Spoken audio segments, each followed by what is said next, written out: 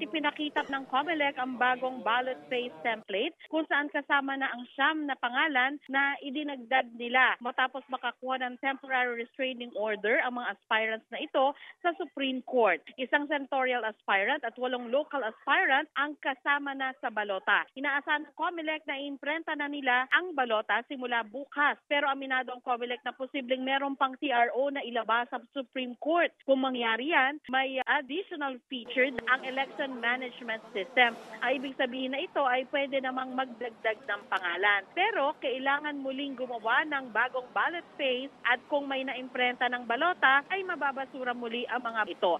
Sa kabila nito ay tiniyak ng COMELEC na kaya nilang maimprenta ang balota sa oras at hindi maaantala ang eleksyon. Sa tulong daw ng additional printer ng National Printing Office. Posible raw na kaya nilang mag-imprenta ng 1.5 million na balota sa isang araw.